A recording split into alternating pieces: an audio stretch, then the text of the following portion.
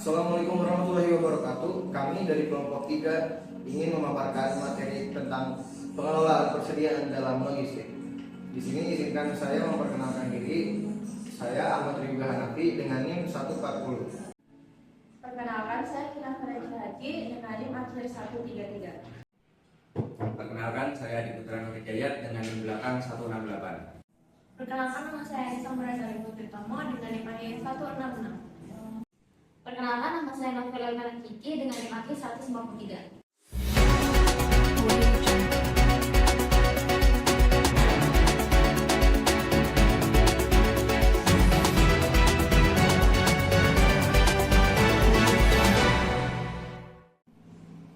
Keputusan tentang persediaan dipengaruhi oleh perbedaan antara responsivitas dan efisiensi.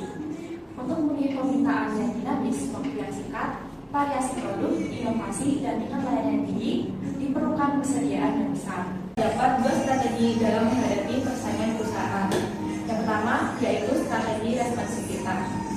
Jika perusahaan menggunakan strategi responsivitas, perusahaan akan berinvestasi lebih banyak dalam persediaan produk. Perusahaan juga dapat memenuhi permintaan konsumen dengan cepat dan juga mendadak. Yang kedua, yaitu strategi efisiensi. Sebaliknya, perusahaan dapat meningkatkan efisiensi dan mengurangi biaya dengan berkonsentrasi pada kepemimpinan biaya. Biaya persediaan adalah hal yang tidak dapat dihindarkan. Biaya persediaan harus tetap dilakukan karena kita tidak bisa menebak di masa yang akan datang. Oleh sebab itu, diperlukan keterampilan dalam mengatur persediaan. Jenis persediaan berdasarkan alasan mengapa perusahaan melakukannya. Yang pertama, cycle stock. Yang kedua, in transit inventory. Yang ketiga, safety atau buffer stock. Yang keempat, speculative stock. Yang kelima, seasonal stock. Dan yang keenam, dead stock.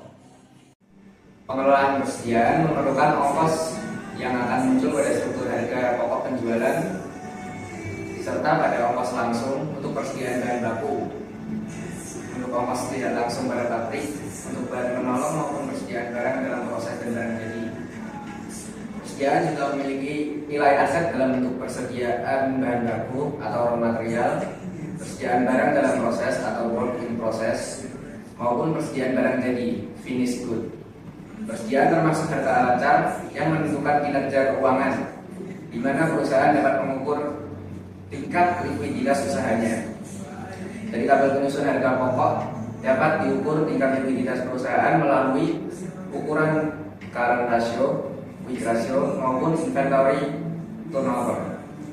Namun besarnya ukuran likuiditas tersebut bukan merupakan ukuran baku untuk kegiatan bisnis, karena masih ada perilaku permintaan dan penjualan.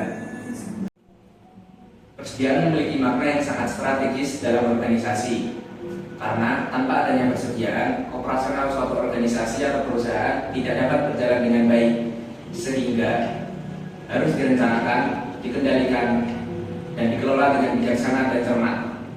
Sasaran pengelolaan persediaan adalah aset yang harus dikelola dengan cermat. Tujuan utamanya adalah untuk menghindari kehabisan stok dan surplus yang bisa berdampak buruk pada keuangan perusahaan. Namun ada pula tujuan utama dalam pengelolaan persediaan yang efektif. Yang pertama, mengurangi investasi persediaan. Persediaan memiliki peran penting dalam operasional bisnis. Penting bagi perusahaan mengelola persediaan yang baik. Jika persediaan dalam perusahaan terlalu banyak, hal ini akan berdampak negatif pada likuiditas perusahaan.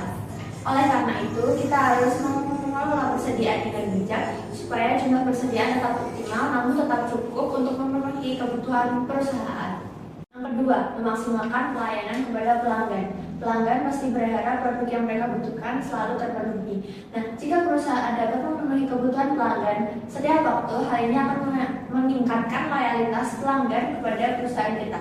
Penting bagi perusahaan mengelola persediaan dengan baik supaya dapat memenuhi permintaan pelanggan sehingga tidak terjadi kehilangan order. Yang ketiga, memastikan proses yang efisien. Ada dua jenis biaya, yaitu biaya pemesanan dan biaya penyimpanan. Biaya penyimpanan akan meningkat seiring dengan meningkatnya jumlah persediaan, sedangkan biaya pemesanan akan menurun jika stok yang dimiliki meningkat.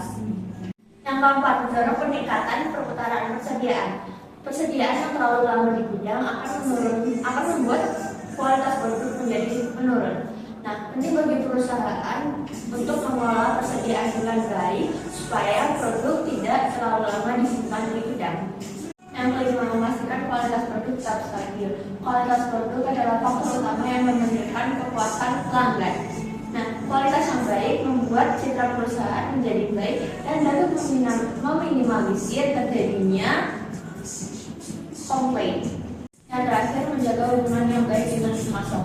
Pemasok adalah mitra yang paling penting dalam proses produksi. Penting bagi perusahaan menjaga hubungan yang baik dengan pemasok. Apa itu pengendalian persediaan? Dalam pengelolaan persediaan, manajemen logistik perusahaan diadakan pada beberapa biaya yang tidak dapat tindakan. Biaya-biaya ini muncul sebagai konsekuensi dan memiliki persediaan dan harus dipahami secara mendalam oleh perusahaan, khususnya oleh tim bertanggung jawab di bidang logistik. Yang pertama ada biaya simpan atau holding cost, merupakan biaya yang timbul karena menyimpan barang dalam persediaan seperti biaya sewa gudang, utang karyawan, listrik, dan biaya modal yang tersimpan dalam persediaan. Lalu yang kedua ada biaya pesan atau ordering cost. Biaya ini terkait dengan proses pemesanan barang, termasuk biaya administrasi, transportasi, dan komunikasi. Jika perusahaan memesan dalam jumlah besar, biaya pesan per unit akan lebih rendah. Tapi jika pemesanan dilakukan dalam jumlah kecil dan sering, biaya pesan akan lebih tinggi.